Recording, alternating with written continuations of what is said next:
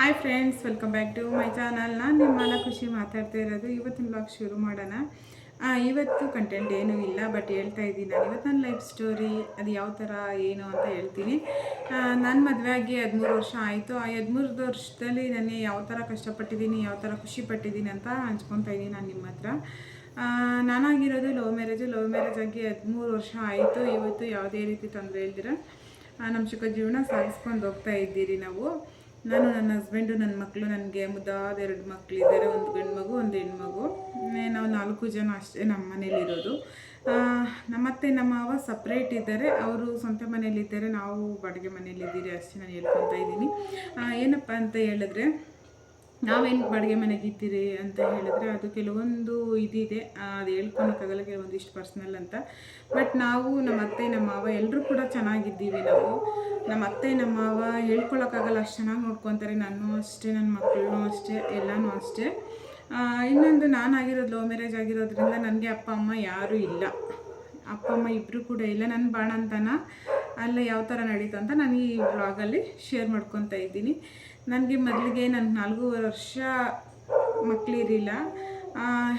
4 ವರ್ಷ ಇರಲಿಲ್ಲ. ಏನಕ್ಕಪ್ಪ ಅಂತ ಹೇಳಿದ್ರೆ, ಒಂದು 3 ವರ್ಷ ನಾವೇ ಪ್ಲ್ಯಾನಿಂಗಲ್ಲಿದ್ವಿ, ನಮಗೆ ಮಕ್ಕಳು ಬೇಡ ಅಂತ ಹೇಳಿ. ಅದಾದಮೇಲೆ ಪ್ಲ್ಯಾನಿಂಗ್ ಆದಮೇಲೆ ನಮಗೆ ಮಕ್ಕಳು ಬೇಕು ಅಂದ್ಬಿಟ್ಟು ನಾವು ಇದು ಮಾಡ್ಕೊಂಡ್ವಿ. ಮಗು ಆಯಿತು. 4 ವರ್ಷ ಆದಮೇಲೆ ನನ್ನ ಮಗಳು ಹುಟ್ಟಿದ್ಲು. ನನ್ನ ಮಗಳು ಹುಟ್ಟಿದ್ಮೇಲೆ ಸ್ವಲ್ಪ ಖುಷಿ ಅನ್ನೋದು ಗೊತ್ತಾಯಿತು ನಮಗೆ. ಖುಷಿ ಅನ್ನೋದು ನಮ್ಮ ಮನೆಯಲ್ಲಿ ಬಂತು. ಅದಕ್ಕೆ ನನ್ನ ಮಗಳ ಹೆಸರು ಖುಷಿ ಅಂತಲೇ ಇಟ್ಟಿದ್ದೀರಿ.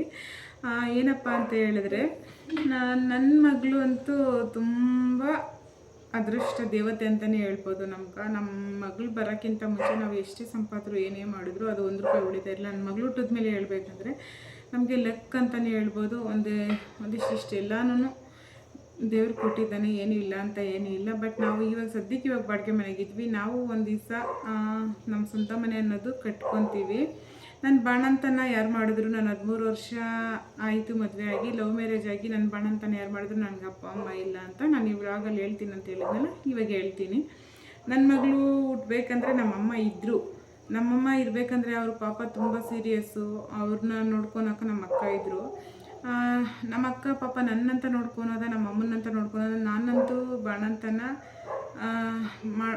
ಬಾಣಂತನ ಬೇಕಾದರೂ ಯಾವಾಗ ಬೇಕಾದರೂ ಮಾಡ್ಕೋಬೋದು, ಆದರೆ ತಾಯಿನ ಉಳಿಸ್ಕೊಳಕ್ಕಾಗಲ್ಲ. ಪಾಪ ನಮ್ಮ ಅಮ್ಮನ ತುಂಬ ಹುಷಾರಿದ್ದಿಲ್ಲ, ತುಂಬ ಸೀರಿಯಸ್ ಆಗಿದ್ದರು. ನಾನು ಪ್ರೆಗ್ನೆಂಟ್ ಇರಬೇಕಂದ್ರೆ ನಂಗೆ ಶ್ರೀಮಂತ ಎಲ್ಲ ಚೆನ್ನಾಗೇ ಮಾಡಿದ್ರು. ಅದಾದಮೇಲೆ ನಮ್ಮಮ್ಮ ತುಂಬ ಸೀರಿಯಸ್ ಆಗಿಬಿಟ್ರು. ನನ್ನ ಮಗಳು ಹುಟ್ಟಬೇಕಂದ್ರೆ ನಮ್ಮ ಅಮ್ಮ ಸೀರಿಯಸ್ ಸ್ಟೇಜಾಗಿರ್ಬೇಕಂದ್ರೆ ನನ್ನ ನೋಡ್ಕೊಳಕ್ಕೂ ಆಗದೆ, ನನ್ನ ಮಗುನೂ ನೋಡ್ಕೊಳಕ್ಕಾಗದೆ ನಮ್ಮ ಅಕ್ಕ. ನಮ್ಮಮ್ಮನೂ ಬಿಡೋಕ್ಕಾಗ್ತಾಯಿಲ್ಲ. ಯಾರನ್ನ ನೋಡ್ಕೊಳೋದು, ಯಾರನ್ನ ಬಿಡೋದಂತ ಅವ್ರಿಗೆ ಇದಾಗ್ತಾಯಿತ್ತು, ಸಂಕಟ ಆಗ್ತಾಯಿತ್ತು. ಯಾಕಂತ ಹೇಳಿದ್ರೆ ನಮ್ಮ ಅಮ್ಮ ತುಂಬ ಸೀರಿಯಸ್ ಆಗಿದ್ದರು. ಅವ್ರನ್ನ ಹಾಸ್ಪಿಟ್ಲಲ್ಲಿದ್ದು ಅವ್ರನ್ನ ಕೇರ್ ಮಾಡಬೇಕು. ನಾನು ಹಾಸ್ಪಿಟ್ಲಲ್ಲಿದ್ದೀನಿ, ಡೆಲಿವರಿಗೆ ಅಂತ ಹೋಗಿದ್ದೆ. ಇನ್ನು ನಮ್ಮ ದೊಡ್ಡಕ್ಕ ನನ್ನ ಜೊತೆಯಲ್ಲಿದ್ದರು.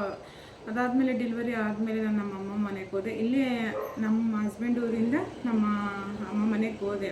ಡೆಲಿವರಿ ಆದಮೇಲೆ, ನನ್ನ ಮಗಳು ಹುಟ್ಟಿದ್ದಾದಮೇಲೆ ನಮ್ಮಮ್ಮ ಮನೆಗೆ ಹೋಗ್ಬೇಕಂದ್ರೆ ನಮ್ಮಮ್ಮನ ತುಂಬ ಅಂದರೆ ತುಂಬ ಸೀರಿಯಸ್ಸು. ಅವರು ನನಗೇನು ಹೇಳ್ಕೊಳ್ಳೋ ಸ್ಟೇಜಲ್ಲಿಲ್ಲ. ಹೇಳ್ಕೊಡೋದು ಅಂದರೆ ಒಂದು ಫಸ್ಟ್ನೇ ಬಾಣಂತನ ಹೆರಿಗೆ ಆದಮೇಲೆ ಯಾವ ಥರ ಇರ್ತೈತೆ ಅಂದರೆ ಲೈಫು ಹೇಳ್ಕೊಳಕ್ಕೆ ಆಗಲ್ಲ. ನಮ್ಗೆ ಕೆಲವೊಂದಷ್ಟು ವಿಚಾರಗಳು ನಮ್ಗೆ ಗೊತ್ತೇ ಇರಲ್ಲ. ಯಾಕಂದರೆ ನಾವು ಇನ್ನೂ ನಮ್ಗೆ ಏನೋ ಗೊತ್ತಿರಲ್ಲ. ಮೊದಲನೇ ಬಾಣಂತನ, ಮೊದಲನೇ ಪ್ರೆಗ್ನೆಂಟ್ ಅಂದಾಗ ಸ್ವಲ್ಪ ಭಯನೇ ಆಗ್ತೈತೆ. ನನ್ನ ಲೈಫಲ್ಲಿ ಅದೇ ಆಗಿರೋದು. ಎಲ್ಲರ ಲೈಫಲ್ಲಿ ಏನಾಗಿರ್ತದೆ ನನಗೂ ಕೂಡ ಅದೇ ಆಗೈತೆ.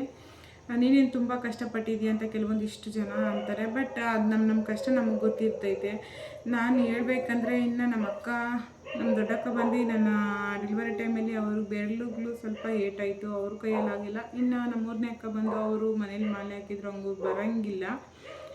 ನಮ್ಮಮ್ಮಗೆ ಹುಷಾರಿಲ್ಲ. ನಮ್ಮ 2ನೇ ಅಕ್ಕ ಅವ್ರನ್ನ ಕರ್ಕೊಂಡು ದೇವಸ್ಥಾನ ಯಾರೆಲ್ಲಿ ಹೇಳ್ತಾರೋ ದೇವಸ್ಥಾನಕ್ಕೆ ಹೋಗಬೇಕು, ಮತ್ತು ಹಾಸ್ಪಿಟ್ಲಿಗೆ ತೋರಿಸ್ಬೇಕು. ಯಾರು ಏನು ಹೇಳ್ತಾರೋ ಅದು ಮಾಡ್ತಾರೆ. ಯಾಕಂದರೆ ನಮ್ಮಮ್ಮನ ಉಳಿಸ್ಕೊಬೇಕು. ನಮ್ಮಮ್ಮ ನಮ್ಗೆ ಬೇಕು ಅಂದ್ಬಿಟ್ಟು ನಮ್ಮ ಅಕ್ಕ ಅಷ್ಟು ಕಷ್ಟಪಡ್ತಾಯಿದ್ರು. ನಾನು ಬೇಕು, ಬಟ್ ಆದರೆ ನಾನಾದರೂ ಹಾಸ್ಪಿಟ್ಲಿಂದ ಮನೆಗೆ ಹೋದೆ. ಬಟ್ ನನ್ನ ನಾನೇ ನೋಡ್ಕೊಬೋದು. ಆದರೆ ನಮ್ಮ ಅಮ್ಮನ ನೋಡ್ಕೊಳಕ್ಕಾಗಲ್ಲ. ಪಾಪ ಅವ್ರು ಸೀರಿಯಸ್ ಆಗಿದ್ದರು. ಹಂಗಾಗಿ ತುಂಬ ಕಷ್ಟ ಆಯ್ತೈತೆ ನನಗೆ ಆ ಟೈಮಲ್ಲಿ. ನನಗೇನಕ್ಕಪ್ಪ ಈ ಟೈಮಲ್ಲಿ ನನ್ನ ಮಗು ಆಯಿತು, ನಮ್ಮನೆ ಪರಿಸ್ಥಿತಿ ಈಗೈತೆ ಅಂತ ಒಂದು ಸ್ವಲ್ಪ ಬೇಜಾರಾಯಿತು. ಆದ್ರೂ ನಾನು ತಾಳ್ಮೆಯಿಂದ ಇದ್ದು ನನ್ನ ಬಾಣಂತನ 1 ತಿಂಗಳು, ದಿನಗಮ್ಮಿ ತಿಂಗಳ ಗಂಟ ನಮ್ಮಮ್ಮ ಮನೆಯಲ್ಲಿದ್ದೆ. ಅದು ಯಾವ ಥರ ಅಂತ ಅನ್ಭೋಗಿಸ್ಬಿಟ್ಟಿದ್ದೀನಿ ಅಂದರೆ ಕಷ್ಟ, ಅಷ್ಟು ಕಷ್ಟ ಯಾರಿಗೂ ಬೇಡ ಅನಿಸ್ಬಿಡ್ತಾಯಿದೆ. ಅಮ್ಮ ಇದ್ದರು ಬಟ್ ಏನು ಹೇಳ್ಕೊಳಕ್ಕಾಗಿಲ್ಲ. ನಮ್ಮ ಯೋಚನೆದಲ್ಲೇ ಇರಲಿಲ್ಲ. ನಮ್ಮಮ್ಮ ಸ್ವಲ್ಪ ಮೆಂಟಲಿ ವೀಕ್ ಆಗಿಬಿಟ್ಟಿದ್ರು. ಅವ್ರು ಏನು ಮಾತಾಡ್ತಾರೆ ಅನ್ನೋದು ಅವ್ರಿಗೆ ಗೊತ್ತಾಗ್ತಾ ಇರಲಿಲ್ಲ. ಅಷ್ಟು ಕಷ್ಟದಲ್ಲಿದ್ದರು. ತುಂಬ ಚೆನ್ನಾಗಿದ್ದರು. ಒಂದು ಮಂತಲ್ಲಿ ತುಂಬ ವೆರಿವೇಷನ್ ಆಗೈತೆ ನಮ್ಮಮ್ಮಗೆ. ಆವಾಗ ನನಗೇನು ಹೇಳ್ಕೊಡೋರಿಲ್ಲ, ಒಂದು ಬಾಣಂತನಿಗೆ ಮಗುಗೆ ನೀರಟ್ಟು ಕೊಡೋರಿಲ್ಲ. ಆ ಟೈಮಲ್ಲಿ ನಾನು ಏನು ಮಾಡಿದೆ ಅಂತೇಳಿ ನಿಜ ಹೇಳಬೇಕು ಅಂದರೆ, ನನ್ನ ಬಾಣಂತನ ಅಂತ ಹೇಳ್ತಾರೆ ಹೆಣ್ಮಕ್ಳಿಗೆ ತುಂಬ ಇದರಿಂದ ಮಾಡ್ತಾರೆ. ನನ್ನ ಲೈಫಲ್ಲಿ ಯಾವ ಥರ ಆಯ್ತು ಅಂದರೆ, ಬಾಣಂತನ ಅಂತ ಹೇಳ್ಬೇಕು ತುಂಬ ಕಷ್ಟ ಅನುಭವಿಸಿದ್ದೀನಿ. ನನ್ನ ಮಗಳು 7 ದಿವ್ಸದ ಮಗುಗೆ ನಾನೇ ನನ್ನ ಮಗಳ್ಗೆ ನೀರಟ್ಕೊಂಡಿದ್ದೀನಿ. ಯಾಕಂದರೆ ನಮ್ಮ ಮನೇಲಿ ನಮ್ಮ ಅಕ್ಕ ನಮ್ಮ ಅಮ್ಮನ ಕರ್ಕೊಂಡು ಹಾಸ್ಪಿಟ್ಲಿಗೆ ಹೋಗ್ಬೇಕಂದ್ರೆ ಇನ್ನು ಮೂವರೇ ಇದ್ದಿತ್ತು ಮನೆಯಲ್ಲಿ. ನಮ್ಮಪ್ಪ ತೀರೋಗಿ ಅವರು ಒಂದು 20 ಇಯರ್ಸ್ ಆಯಿತು. ನಮ್ಮಪ್ಪ ತೀರೋದ್ಮೇಲೆ ನಾನು ನಮ್ಮ ಅಕ್ಕ ನಮ್ಮ ಅಮ್ಮ ಅಷ್ಟೇ ಇದ್ದಿತ್ತು. ನಮ್ಮ ಅಕ್ಕ ಪಾಪ ನಮ್ಮ ಅಮ್ಮನ ಕರ್ಕೊಂಡು ಹೋಗ್ಬೇಕು ಹಾಸ್ಪಿಟ್ಲಿಗೆ, ಇಲ್ಲ ನಾನು ನೋಡ್ಕೋಬೇಕು ಅಂತ ಹೇಳಿದವಾಗ ನಾನು ಹೇಳ್ತಾ ಇದ್ದೆ, ನಮ್ಮ ಅಮ್ಮನ ನೋಡ್ಕೊ ಹಾಸ್ಪಿಟ್ಲಿಗೆ ಕರ್ಕೊಂಡು ಹೋಗೋ, ಅವ್ರನ್ನ ಫಸ್ಟ್ ಹುಷಾರಾಗಲಿ ಅಂತ ಹೇಳ್ತಾ ಇದ್ದೆ. ಪಾಪ ನಮ್ಮ ಅಕ್ಕಕ್ಕೂ ನಾನು ಬಿಟ್ಟು ಮನೆಗೆ ಬಿಟ್ಟು ನಮ್ಮ ಅಮ್ಮನ ಹಾಸ್ಪಿಟ್ಲಿಗೆ ಕರ್ಕೊಂಡು ಹೋಗೋಕ್ಕಾಗಿಲ್ಲ. ಆ ಥರ ಪರಿಸ್ಥಿತಿ ನಮ್ಮ ಅಕ್ಕ ಅವ್ರಿಗೆ. ಇನ್ನೊಂದು ಅಕ್ಕಕ್ಕೆ ಬಂದು ಬೆರಳುಗಳು ಏಟಾಗಿತ್ತು. ಅಕ್ಕನ ನಮ್ಮ ದೊಡ್ಡಕ್ಕನೂ ಮನೆ ಅಲ್ಲಿಗೆ ಬಾ ಅಂತ ಹೇಳಿದ್ರು. ಬಟ್ ಅಲ್ಲಿ ನನಗೆ ಯಾಕೋ ಕಂಫರ್ಟಬಲ್ ಅನಿಸ್ತಾ ಇರಲಿಲ್ಲ. ನಮ್ಮಮ್ಮ ಮನೆಗೆ ಹೋಗೋಣ, ನಮ್ಮ ಅಮ್ಮನಿಗೆ ಎಲ್ಲ ಗೊತ್ತಿರ್ತೈತೆ ಅಂತ ಹೇಳಿ ನಮ್ಮಮ್ಮ ಮನೆಗೆ ಹೋದೆ ನಾನು.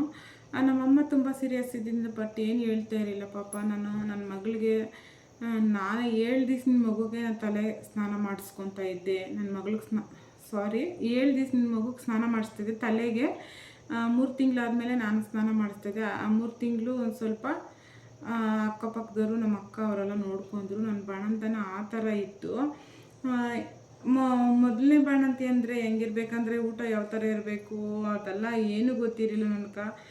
ಬರೀ ಅನ್ನ ರಸ ಮಾಡಿಡ್ತಾಯಿದ್ರು. ನೀರು ಸಾರು ಅಂತ ಹೇಳ್ತೀವಿ ನಾವು. ಅನ್ನ ರಸ ಇಲ್ಲ ಒಂದು 5 ದಿವಸ ನಮ್ಮ ಕಡೆ ನಾವು ಲೈಟಾಗಿ ಬರೀ ಉಪ್ಪು ಹಾಕ್ತೀರ ಸಪ್ಪೆ ಅನ್ನ ಕೊಡ್ತಾರೆ ಅವರು.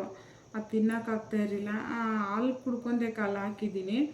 1 ತಿಂಗಳಲ್ಲಿ ನನ್ನ ಡೆಲಿವರಿ ಆದಮೇಲೆ ನಮ್ಮ ಹಸ್ಬೆಂಡು ಅವರು ಒಬ್ಬರೇ ಇದ್ದಿದ್ದು ಪಾಪ. ನಾನು ಬಿಟ್ಟು ಇರೋಕ್ಕಾಗ್ತಾ ಇರಲಿಲ್ಲ. ಆದರೆ ಏನಂದರೆ ನಾವು ದೂರ ಅಲ್ಲ, ನಮ್ಮ ಅಮ್ಮ ಮನೆ ತಮಿಳ್ನಾಡು. ಅಲ್ಲಿಂದ ಡೈಲಿ ಅಪ್ ಆ್ಯಂಡ್ ಡೌನ್ ಮಾಡೋಕ್ಕಾಗಿಲ್ಲ ದೂರ ಅಂತ ಹೇಳಿ ಅವರು ವಾರಕ್ಕೆ ಒಂದ್ಸರಿ ಬರೋರು. ವಾರಕ್ಕೆ ಒಂದ್ಸರಿ ಬಂದಾಗ ತಿಂಗಳಿಗೆ ಕರ್ಕೊಬಂದ್ಬಿಟ್ರು.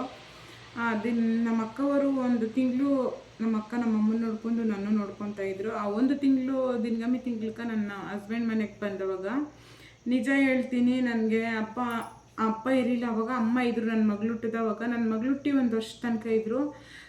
ಆವಾಗ ನಮ್ಮಮ್ಮ ಹುಷಾರಿರಲಿಲ್ಲ, ಏನು ಮಾಡೋಕ್ಕಾಗ್ತಾ ಇರಲಿಲ್ಲ ಅನ್ನೋ ಕಾರಣಕ್ಕೆ ನಮ್ಮ ಹಸ್ಬೆಂಡು ತಿಂಗ್ಳಿಗೆ ಕರ್ಕೊಬಂದು ನಮ್ಮ ಹಸ್ಬೆಂಡ್ ಯಾವ ಥರ ನೋಡ್ಕೊತ ಅಂತ ಹೇಳಿದ್ರೆ ನನಗೆ ಹೇಳ್ಕೊಳಕ್ಕೆ ಆಗಲ್ಲ. ಒಬ್ಬ ಗಂಡಸಾಗಿ ಇಷ್ಟು ಮಾಡೋರಂದ್ರೆ ನಾನು ನಿಜ ಹೇಳ್ತೀನಿ. ನಮ್ಮಮ್ಮ ಮನೇಲಿ ಆರೈಕೆ ಇರಲಿಲ್ಲ ಅಂತ ಹೇಳಿ ನಮ್ಮ ಹಸ್ಬೆಂಡು ಎಲ್ಲ ಮಾಡ್ತಾಯಿದ್ರು. ಬೆಳಗ್ಗೆ ಡ್ಯೂಟಿಗೆ ಹೋಗಬೇಕಾಗಿತ್ತು. ಬೆಳಗ್ಗೆ ಎದ್ದು ಡ್ಯೂಟಿಗೆ ಹೋಗ್ಬೇಕಂದ್ರೆ ಅವರು ಬೆಳಗ್ಗೆ ಎದ್ದು ನನಗೆ ಕಾಫಿ ಟೀ ಮಾಡಿಕೊಟ್ಬಿಟ್ಟು ನನಗೆ ಸಪ್ರೇಟು ಅನ್ನ ರಸ ಮಾಡಿಟ್ಬಿಟ್ಟು ಅವ್ರ ಬಾಕ್ಸ್ಗೆ ರೆಡಿ ಮಾಡ್ಕೊಂಡು, ಅದಾದಮೇಲೆ ಪಾತ್ರೆಗಳೆಲ್ಲ ತೊಳೆದು ಮನೆಯೆಲ್ಲ ಗುಡಿಸಿ ಮನೆ ಉಜ್ಜಿ ಮತ್ತು ಮಧ್ಯಾಹ್ನಕ್ಕೆ ಏನು ತಿನ್ನಬೇಕು ಅಂತ ಹೇಳಿಬಿಟ್ಟು ಮನೆ ಎಲ್ಲ ಕೆಲಸ ಗೊತ್ತಲ್ಲ ಹೆಣ್ಮಕ್ಳು ಮಾಡೋ ಕೆಲಸ ಯಾವ ಥರ ಇರುತ್ತೆ, ಎಲ್ಲ ಕೆಲಸ ಮಾಡಿಬಿಟ್ಟು ಹೇಳ್ಬೇಕಂದ್ರೆ ನನ್ನ ಮಗು ಬಟ್ಟೆ ಕೂಡ ನಮ್ಮ ಹಸ್ಬೆಂಡೇ ಒಗೆದು ತುಂಬ ಕಷ್ಟಪಟ್ಟು ನಾನು ನೋಡ್ಕೊಂಡವ್ರೆ. ನನಗಂತೂ ಅದ್ರ ಬಗ್ಗೆ ಹೇಳ್ಕೊಳಕ್ಕೆ 2 ಮಾತು ಅಂತ ಏನೂ ಇಲ್ಲ. ಯಾಕಂದರೆ ನಾನು ಹೇಳ್ಬೇಕಂದ್ರೆ 1 ತಿಂಗಳು ನಮ್ಮ ಅಮ್ಮವ್ರು ನೋಡ್ಕೊಂಡ್ರಲ್ಲ, ಅಲ್ಲಿರೋದಕ್ಕಿಂತ ನಮ್ಮ ಹಸ್ಬೆಂಡ್ ಮನೇಲಿ ಇರೋದೇ ಬೆಟರ್ ಅನಿಸ್ತಾ ಇತ್ತು. ಯಾಕಂದರೆ ನನ್ನ ಪಾಪ ನಮ್ಮ ಅಕ್ಕ ಆ ಕಡೆ ನೋಡೋಕ್ಕಾಗಲ್ಲ, ಈ ಕಡೆ ನೋಡೋಕ್ಕಾಗಲ್ಲ. ಆ ಸಿಚುವೇಷನ್ನಲ್ಲಿ 1 ತಿಂಗಳು ನಾನೇ ಅವ್ರು ನೋಡ್ಕೊತೀನಿ ಅಂತ ಹೇಳಿದ್ರು ಕೂಡ, ಬಟ್ ಅವರು ಪಾಪ ಅವರು ನಮ್ಮ ಅಮ್ಮನ ನೋಡ್ಕೊಳೋದ ನಾನು ನೋಡ್ಕೊಳೋದ ಆ ಸಮಯದಲ್ಲಿ ಅವರು ನಮ್ಮ ಅಕ್ಕ ಮನೇಲೇ ಇರ್ತಾಯಿರಲಿಲ್ಲ. ನಮ್ಮ ಅಮ್ಮನ ಕರ್ಕೊಂಡು ಹಾಸ್ಪಿಟ್ಲು ತಿರುಗ್ತಾಯಿದ್ರು. ಆ ಥರ ಹುಷಾರಿರಲಿಲ್ಲ ನಮ್ಮ ಅಮ್ಮನ್ಗೆ. ತುಂಬ ವೀಕ್ ಆಗಿಬಿಟ್ಟಿದ್ರು, ಮೆಂಟಲಿ ವೀಕ್ ಆಗಿಬಿಟ್ಟಿದ್ರು. ಅವ್ರ ಬಾಡಿನೂ ವೀಕ್ ಆಗಿಬಿಟ್ಟು ತುಂಬ ಹುಷಾರಿರಲಿಲ್ಲ ನಮ್ಮ ಅಮ್ಮನ್ಗೆ. ಆ ಸ್ಟೇಜಲ್ಲಿರೋವಾಗ ನನಗೆ ಅಲ್ಲಿರೋಕ್ಕೂ ಮನಸ್ಸಾಗ್ತಾ ಇರಲಿಲ್ಲ. ಆಮೇಲೆ ನನ್ನ ಹಸ್ಬೆಂಡ್ ಮನೆಗೆ ಕರ್ಕೊಬಂದ್ಮೇಲೆ ನನ್ನ ನಿಜ 9 ತಿಂಗಳು ಒಂದು ಬಾಣಂತಿಕ ಯಾವ ಥರ ಆರೈಕೆ ಮಾಡಬೇಕು ಅದೆಲ್ಲ ಆರೈಕೆ ಮಾಡವ್ರೆ. ಮಗುಗೆ ತಲೆಗೆ ಸ್ನಾನ ಮಾಡಿಸೋದಾಗಿರ್ಬೋದು ನಾನು ನನ್ನ ಹಸ್ಬೆಂಡೇ ಮಾಡಿಸ್ತಾಯಿದ್ರಿ. ಆಮೇಲೆ ಯಾವ ಥರ ಬಾಣಂತಿ ಯಾವ ಥರ ಇರಬೇಕು ಆ ಥರ ಎಲ್ಲ ಹೇಳ್ಕೊಡ್ತಾಯಿದ್ರು ನಮ್ಮ ಹಸ್ಬೆಂಡು. ಕಿವಿಗೆ ಪೆಟ್ಟೆ ಕೊಟ್ಟು ಸೊಟ್ಟು ಹಾಕು, ಮಗುನ ಚೆನ್ನಾಗಿ ನೋಡ್ಕೊ, ಮಲ್ಕೊಂಡೇರು, ಎದ್ದೇಳು, ಬೇಡ ಏನು ಕೆಲಸನೂ ಮಾಡಬೇಡ, ನಾನೇ ನೋಡ್ತೀನಿ ನಾನೇ ಮಾಡ್ತೀನಿ ಅಂತ ಹೇಳೋರು. ಬಟ್ ಎಲ್ಲನೂ ಅವರೇ ಮಾಡೋರೆ. ತುಂಬ ಇಷ್ಟಪಟ್ಟು ಮಾಡ್ತಾಯಿದ್ರು, ಕಷ್ಟ ಅಂತ ಏನಿರಲಿಲ್ಲ ಅವ್ರಿಗೆ. ಅವು ಒಂದೊಂದು ಸರಿ ನನಗೇನು ಅನ್ನಿಸ್ತೈತೆ ಅಂದರೆ ನಾನು ಕಷ್ಟ ಆಗ್ಬಿಡ್ತೀನೇನೋ, ಕಷ್ಟ ಆಗ್ಬಿಟ್ಟೈತೇನೋ ನನ್ನ ಹಸ್ಬೆಂಡ್ಗೆ ಅಂತ ನಾನು ಯೋಚನೆ ಮಾಡ್ತಾಯಿದ್ದೆ. ಅವ್ರು ಆ ಥರ ಎಲ್ಲ ಯೋಚನೆ ಮಾಡಿ ನನಗೆ ಎಷ್ಟೇ ಕಷ್ಟ ಆದರೂ ಪರವಾಗಿಲ್ಲ, ನೀನು ಮಾತ್ರ ಎದ್ದು ತಣ್ಣೀರಲ್ಲಿ ಕೈ ಇಕ್ಕಿ ಕೆಲಸ ಮಾಡಬೇಡ ಅಂತ ಹೇಳೋರು. ಒಂದು ತಿಂಗಳಲ್ಲಿ ಇದ್ದಾವಾಗ ನಾನು ಆಲ್ರೆಡಿ ಬಿಸಿನೀರಲ್ಲೇ ಬಟ್ಟೆ ಒಕ್ಕೊಂಡ್ಬಿಟ್ಟಿದ್ದೀನಿ. 7 ದಿವ್ಸದ ಮಗುಕ್ಕೆ ಸ್ನಾನ ಮಾಡ್ಕೊಬಿಟ್ಟಿದ್ದೆ ಅಮ್ಮ ಮನೆಯಲ್ಲಿ. ಮಾಡಿಸ್ತಾ ಇದ್ದೀನಿ ನನ್ನ ಮಗ್ಳಿಗೆ. ಯಾರು ನನ್ನ ಅಕ್ಕಪಕ್ಕ ಯಾರು ರಿಲೇಷನ್ ಸಪೋರ್ಟು ತೊಗೊಂಡಿಲ್ಲ, ಯಾರು ಸಪೋರ್ಟ್ಗೂ ಬಂದಿಲ್ಲ. ನಮ್ಮ ಅಮ್ಮಗೆ ಹುಷಾರಿಲ್ಲ ಅಂತ ಹೇಳಿದ್ಮೇಲೆ ಬಾಣಂತಿ ಮನೆಗೆ ಅವಳ ಅಕ್ಕಪಕ್ಕದಾಗ ಸಪೋರ್ಟ್ ಮಾಡೋಣ ಅಂತ ಯಾರು ಬಂದಿಲ್ಲ. ಅದೆಲ್ಲ ಭ್ರಮೆ ನಮಗೆ. ನಮ್ಮ ರಿಲೇಷನ್ ಅವರೇ, ಅಕ್ಕಪಕ್ಕದಾಗ ರಿಲೇಷನ್ನು, ನಮ್ಮ ಅಕ್ಕ ಆಗಲಿ, ಮಾವ ಆಗಲಿ, ಅತ್ತೆ ಆಗಲಿ, ಚಿಕ್ಕಪ್ಪ ಯಾರು ಬರಲ್ಲ. ಯಾಕಂದರೆ ನಮ್ಮ ನೋವು ನಾವೇ ತಿನ್ನಬೇಕು. ನಮ್ಮ ಕಷ್ಟ ಅಂತ ಗೊತ್ತಾದವಾಗ ಯಾವ ನನ್ನ ಮಗನೂ ಬರಲ್ಲ, ಯಾವ ನನ್ನ ಮಗಳು ಬರಲ್ಲ. ಅಷ್ಟೇ ನಾನು ಹೇಳೋದು. ನಾವು ಚೆನ್ನಾಗಿದ್ರೇ ಲೋಕ ಚೆಂದಾಗಿರೋದು ಅಂತ ಹೇಳ್ತಾರೆ. ಅದಂತೂ ನಿಜ 100%. ನನ್ನ ಲೈಫಲ್ಲಿ ತುಂಬ ಕಷ್ಟಪಟ್ಬಿಟ್ಟಿದ್ದೀನಿ. ಅದೇ ಬಾಣಂತನ ವಿಷಯದಲ್ಲೇ ತುಂಬ ಕಷ್ಟಪಟ್ಟಿದ್ದೀನಿ, ಯಾವ ಥರ ಇರಬೇಕು, ಹೆಂಗಿರ್ಬೇಕಂತ. ಅದಾದಮೇಲೆ ನಾನು ಬಂದಮೇಲೆ ಅಕ್ಕಪಕ್ಕದವರು, ಇಲ್ಲಿ ನಾವಿರೋಂಥ ಊರಲ್ಲಿ ಅಕ್ಕಪಕ್ಕದವರು ನನ್ನ ಮಗಳಿಗೆ ತಲೆಗೆ ಸ್ನಾನ ಮಾಡಿಸ್ಬೇಕಂದ್ರೆ ತಲೆಗೆ ಸ್ನಾನ ಮಾಡಿಕೊಡೋರು. ಅವರು ಒಂದು ಸ್ವಲ್ಪ ದಿವಸ ಹಾಕ್ಕೊಟ್ರು. ಅದಾದಮೇಲೆ ಅವರು ಏನಾಯಿತೋ ಗೊತ್ತಿಲ್ಲ, ಅವರು ಕೂಡ ತಲೆಗೆ ಸ್ನಾನ ಮಾಡ್ಸೋಕ್ಕೂ ಅಷ್ಟೇ ಮಗು ಸ್ನಾನ ಮಾಡೋಕ್ಕೆ ಬರ್ತಾ ಇರಲಿಲ್ಲ. ಆ ಟೈಮ್ಗೆ ಎಲ್ಲಂದ್ರೆ ಅಲ್ಲಿ ಜಂಪ್ ಆಗಿಬಿಡ್ತಾಯಿದ್ರು. ಅವರು ಅಟ್ಕೊಡ್ತೀನಿ ಅಂತ ಹೇಳೋರು, ನೀರು ಕಾಯಿಸಿ ಬಳಸೋಷ್ಟ್ರೊಳಗಡೆ ಅವ್ರು ಜಂಪ್ ಆಗ್ತಾಯಿದ್ರು. ಸರಿ ಬಿಡು, 7 ದಿವ್ಸದ ಮಗುಕ್ಕೆ ನಾನೇ ಇಟ್ಕೊಂಡಿದ್ದೀನಿ ಅಂತೇಳಿ ನಾನೇ ಇಟ್ಕೊಂಡು ನನ್ನ ಮಗಳನ್ನ ತುಂಬ ಕಷ್ಟಪಟ್ಟು ಯಾವ ಥರ ಸಾಕಬೇಕೋ ಆ ಥರ ಸಾಕಿದ್ದೀನಿ. ಇಂಥ ಆರೈಕೆ ಇಲ್ಲ ಅಂತ. ನನ್ನ ಹಸ್ಬೆಂಡು ತುಂಬ ಚೆನ್ನಾಗಿ ನೋಡ್ಕೊಂಡವ್ರೆ. ಹೇಳಬೇಕಂದ್ರೆ ಮನೇಲಿ ಎಲ್ಲ ಕೆಲಸ ಮಾಡಿ ನಮ್ಮ ಬಟ್ಟೆಗಳು ವಾಶ್ ಮಾಡಿ, ನಮ್ಮ ಬಟ್ಟೆಗಳು ವಾಶ್ ಮಾಡೋದು ಒಂದು ಅಂತ ಹೇಳಬೇಕಲ್ಲ.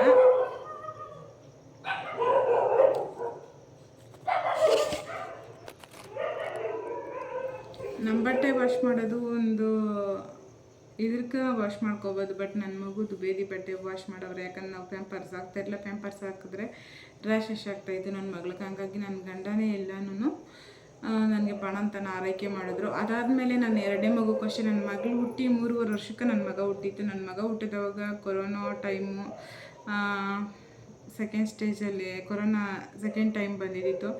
ಆ ಟೈಮಲ್ಲಿ ನಮ್ಮ ಪರಿಸ್ಥಿತಿ ಯಾವ ಥರ ಇತ್ತು ಅಂದರೆ ಯಾರು ಬರೋಂಗಿಲ್ಲ, ಯಾರು ಹೋಗೋಂಗೂ ಇಲ್ಲ. ಬಟ್ ನನಗೆ ತುಂಬ ಅಂದರೆ ತುಂಬ ದುಃಖ. ಹಾಸ್ಪಿಟ್ಲಿಗೆ ಹೋದವಾಗೂ ಅಷ್ಟೇ, ನನ್ನ ಹಸ್ಬೆಂಡ್ ಕೆಲ್ಸಕ್ಕೆ ಹೋದರೆ ನನ್ನ ಮಗಳನ್ನ ಕರ್ಕೊಂಡು ನಾನು ಕೊರೋನಾ ಟೈಮಲ್ಲಿ ಮಾಸ್ಕ್ ಹಾಕ್ಕೊಂಡು ಮಗುನ ಕ್ಯಾರಿ ಮಾಡ್ಕೊಂಡು ಚೆಕಪ್ ಮಾಡಿಸ್ಕೊಂಬರ್ತಾಯಿದ್ದೆ.